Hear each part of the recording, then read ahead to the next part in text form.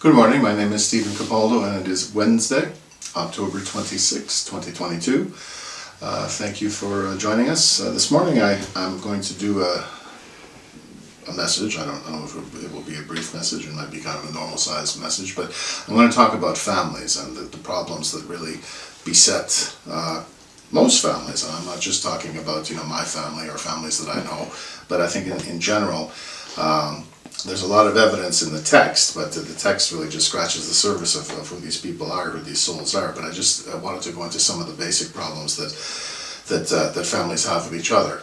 Why is it that they have such a hard time fulfilling the main commission, the Shema, love the Lord your God with all your heart, soul, mind, and strength, and love your neighbor as yourself? Why is it that families have such a hard time doing that? And it's not an attempt to be mean to my family or anyone else's family. I think that whatever family you're coming from, you can, I think by the time I'm done, you might be able to see something of what I'm saying in your family.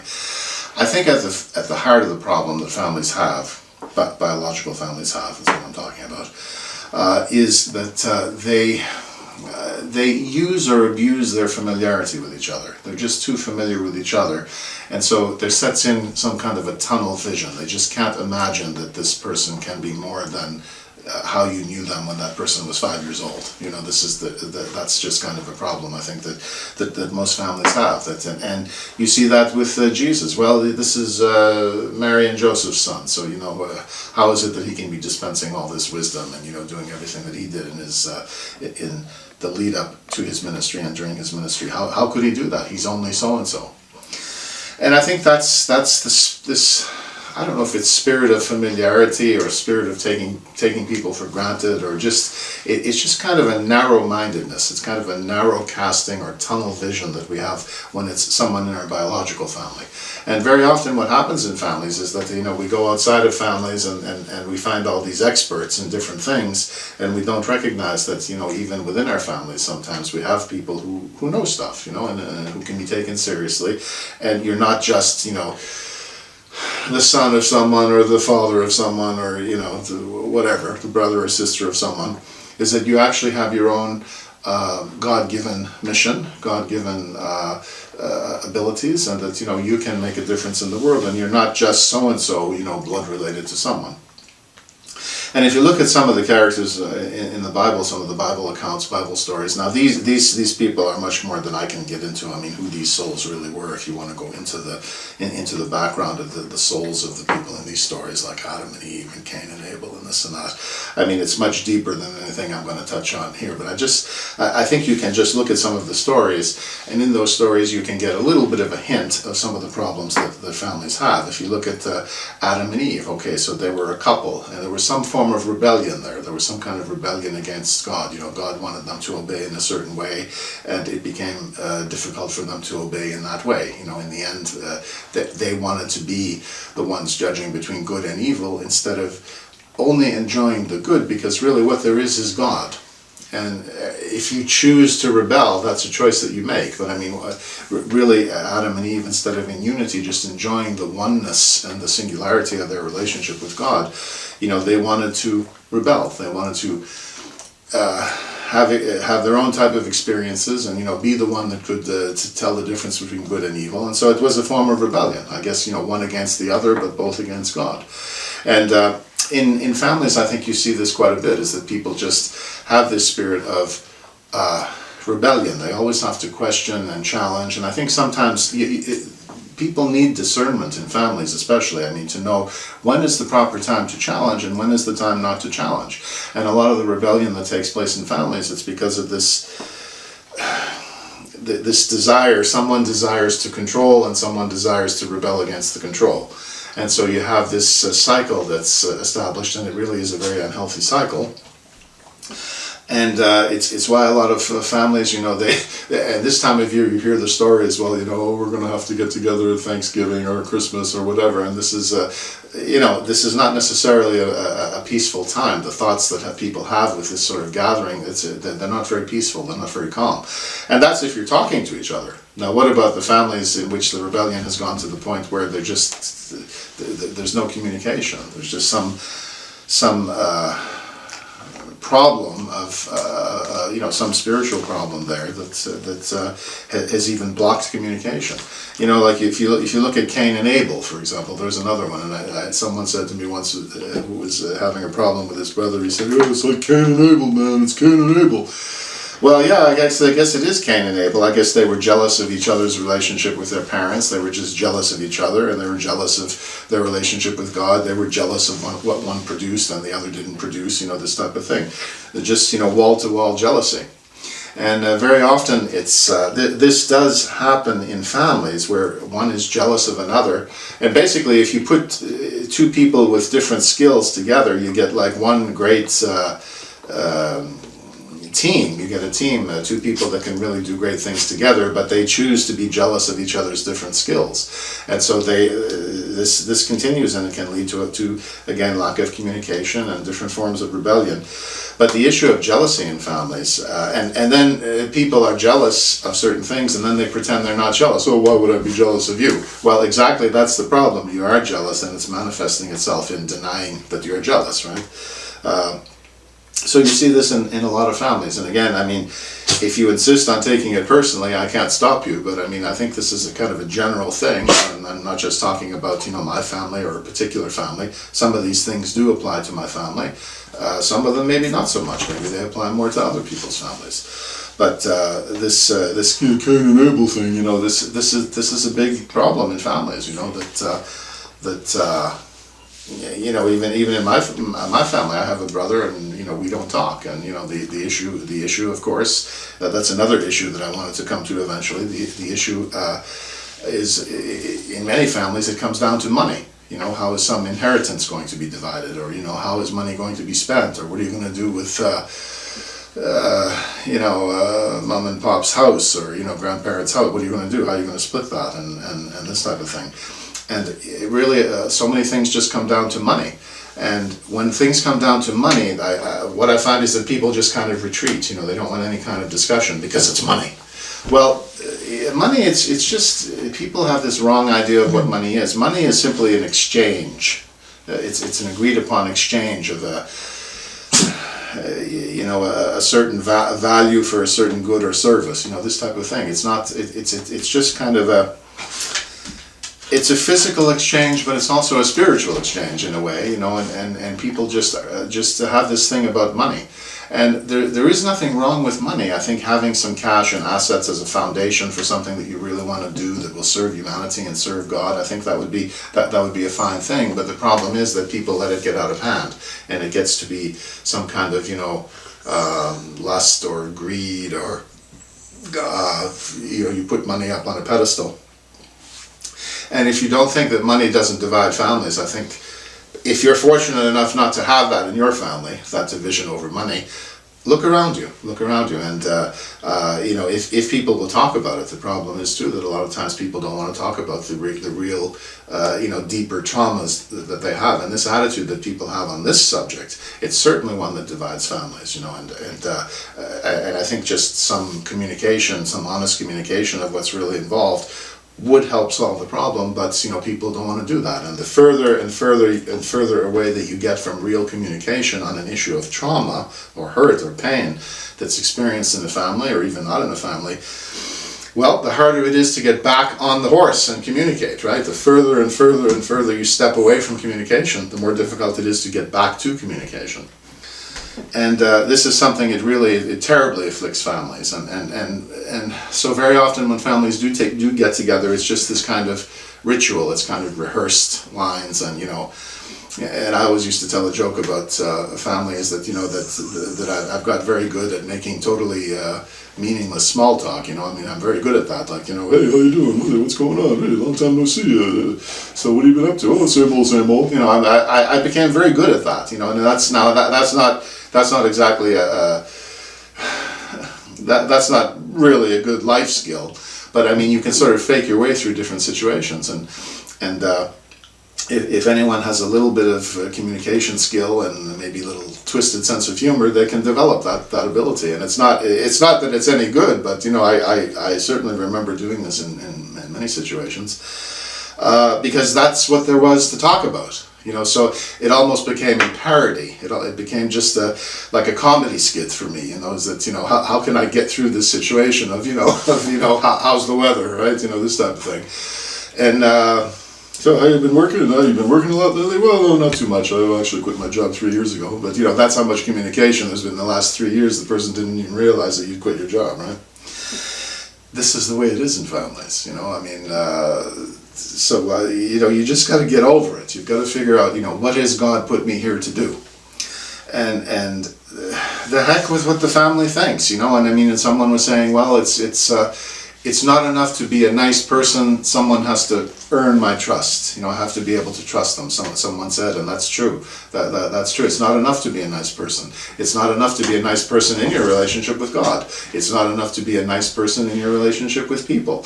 You know, and you have to be able to trust people if you're going to engage with them.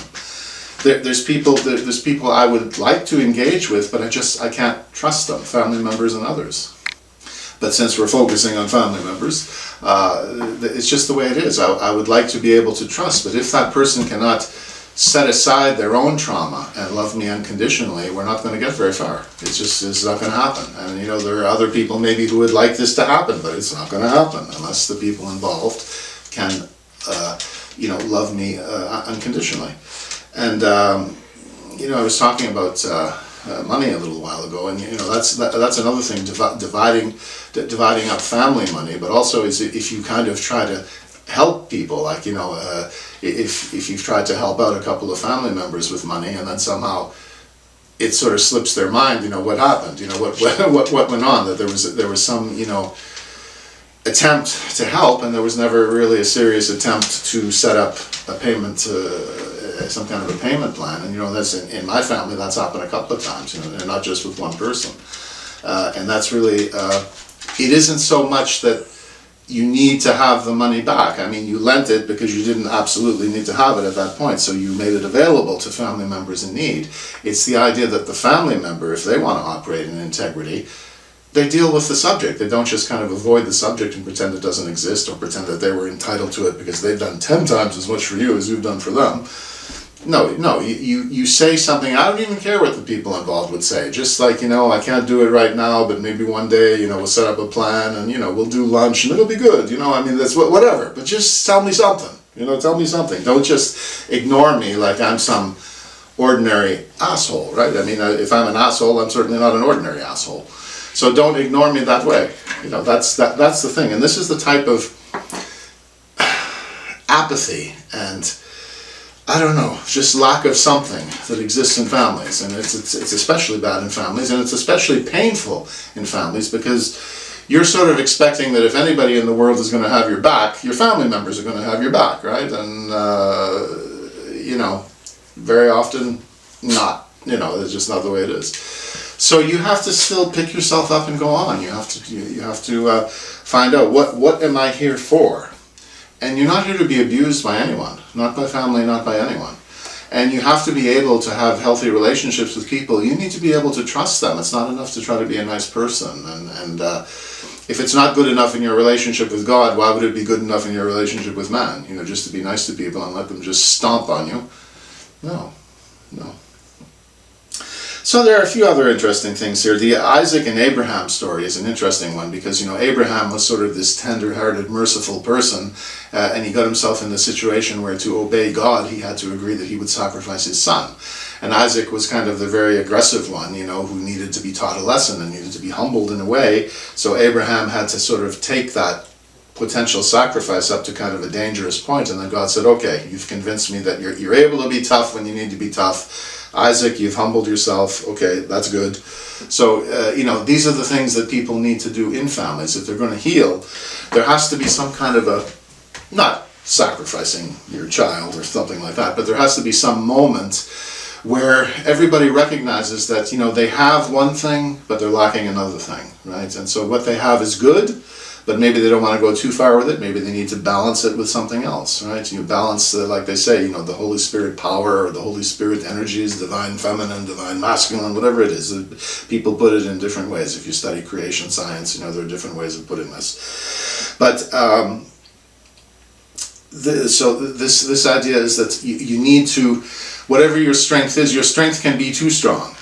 You know, you need a little bit of the other, right? I mean, that's kind of a thing, and that is an important thing in families, because and especially when we think we're right, you know, in families, when people think they're right, and it doesn't matter what maybe they know deep down, when they think they're right, they just can't let down the wall, they can't let down the facade, and it's extremely toxic in a family relationship, because this is, by and large, it's an ongoing relationship, and if the relationship stops, it's even more toxic, because there's no communication. So when you have this wall go up like that, is that, you know, I have to be right, I have to win the conversation.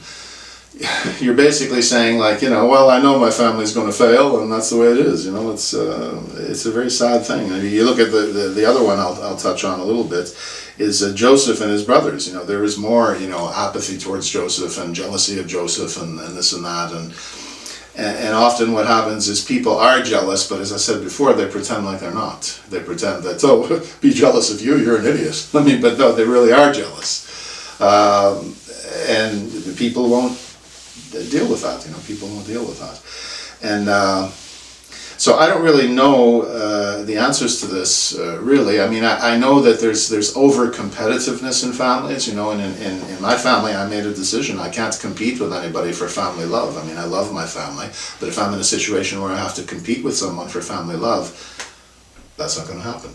I used to do that. I don't do that anymore. Love me because you love me. Love me unconditionally, or don't love me. It's very simple. So this competing, especially it happens in families, you know, if the parents don't get along or they're divorced and this and that, you know, there's a division. There's a division. And you can participate in that division, or you can let it go. You're not going to participate in this division. And it's very unfortunate, because it might mean that there is, you know, kind of a lack of communication or a split. But what is the alternative? In some cases, the alternative is you're back into that game you were into before of just competing with somebody for family love, and that's a losing proposition for everybody. I think it's better just to get used to not having that person around competing for love, and, you know, you do what you want to do, and, you know, when you can love someone unconditionally, then you love them unconditionally. And a lot of the problem that now in families, you see what happens is that people are, you know, we talk about woke and asleep, and, you know, a lot of people are just asleep. I mean, you can't in this day and age, the last few years, you have not been able to talk about too much of anything, because people don't want to talk about what's going on. It's just too, you've hit too much of a nerve. And maybe because of the fact that they have not cultivated good family relationships, now when there's kind of a crisis, or, you know, things going on, and we get hit and bombarded from this side and that side and everything else, you know, people just back away. No, I don't want to talk about it, or I don't know about it, I don't care about it, I don't want to know about it. And that causes more division in families. All of the division, all of the political divisions, you know, you say that you like this guy, you don't like that guy, big division. You can't simply agree that you don't agree. You have to shun or find some way to hurt the person who doesn't agree with you. It's going on in society, and it goes on in families.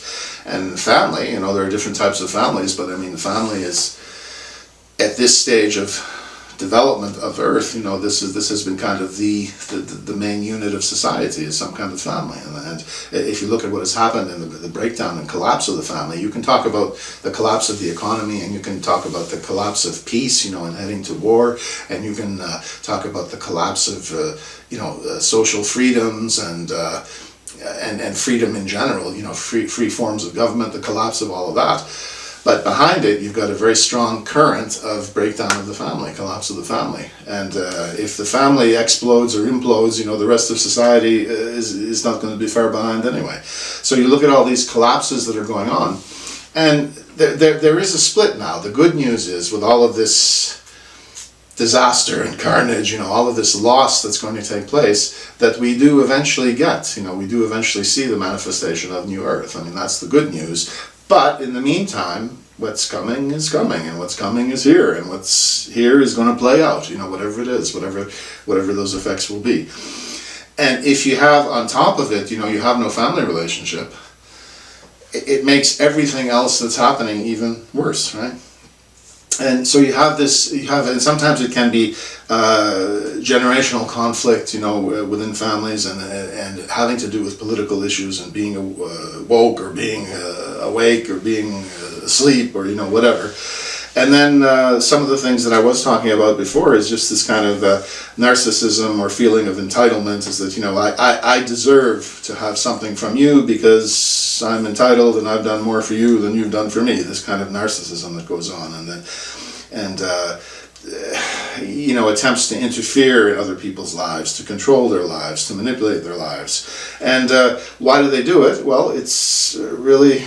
It's a spirit. It's a spirit of control that takes place in families, and it destroys families. I mean, I've seen it go on in my family and in many other families. Is that this spirit of control, people trying to take advantage of other people, right, and just use them for something, and then if you call them out on it, then you're the one that somehow you're greedy and you're unkind and you don't want to help people and blah blah blah blah blah. That's the spirit of blah blah blah blah blah. That's what you get from these people, right? So that's narcissism, laziness, feeling of entitlement, and of course the last 2 or 3 years people started to get very entitled because they were getting money from the government not to work. And a lot of people, instead of trying to get back in to work first, to be at the front of the queue, at the front of the line, when things kind of got back a little bit to more normal, people said, well, no, I just want to keep getting money and not working for it. Well, what kind of attitude does that create? And it does impact on family relations, because then what happens? Well, I got to move in with my family or whatever. I mean, different things like that happen. A lot of families, and it doesn't help if you have this spirit of just kind of entitlement or laziness or whatever, and in families people have abandoned God. I mean, there's no doubt about that. And if you look at how do people take care of themselves, well, someone was talking about well, what if there's a war and people have to be they have to be drafted or conscripted or mobilized or whatever the term is. Well, you look at what goes on in families because of the deteriorating situation of the family. In families you have people who sometimes they're just out of shape, physically out of shape, or they're addicted to something, or they have a criminal some kind of criminal problem or a problem with crime, or just because they have let their mind atrophy, they've become not too bright. And not to say that in general they're not too bright, they might be quite bright, but they let themselves go so much. And when someone lets themselves go like that, what impact does that have on the overall dynamic of the family? So, and I was saying to myself, that if I'm going to talk about things that are wrong with families, can I keep it to 20 minutes? So, I'm over 22. I'm almost at 23, and you could talk about this a lot, and it doesn't just apply to families, but as the different types of families that we have, that's basically one of the key foundations of society, and you see that has fallen apart like everything else, right? And so we're at this situation where there's this split now. There's this split, and there's going to be people going one way on earth and people going another way on earth, and we'll see what happens and when it happens, but there's definitely going to be some kind of a split. So anyway, my point, I know it sounds like I was trying to beat up on families, but I was talking a lot about my family too, not always about my family, but my family and other families that I've seen and have experienced certain things. And I've tried to keep it a little bit of, I'm bringing you a serious message, but I'm trying to keep it a little bit light and humorous, and not take it way too seriously, although it is serious. And I just hope that whatever is going on with your family, that you can find a way yourself not to be the cause of ongoing trauma and continuing trauma in your family, and that you can, where there is lack of forgiveness, that you can come forward and say, I forgive, that you'll talk to the other person, and that you'll apologize and you'll forgive one another. And in a lot of families it won't happen, I mean, to be perfectly honest with you, but at least let it not be you the one that's blocking it, right? At least, you be the one that's available. You're available to talk and to apologize and to ask for forgiveness. Because in any situation, I mean, people just want to say it's all their fault. Well, look at it more closely, buddy. Maybe it's not all their fault, right? Maybe there's a little bit of sharing and caring that could go on, but people don't want it because of pride and because of stubbornness and because of I have to be right and because of I have to win the conversation, I have to win the argument, blah blah blah blah blah, the spirit of blah blah blah blah blah. So anyway, I'll leave it at that, and Jesus said, I think, be of good cheer, for I have overcome the world. Well, with God and Christ and the power of the Holy Spirit, you can overcome these traumas, and you can live the life that God really wants you to have. So I hope it was helpful. Thank you for listening, and I'll talk to you later. Bye for now.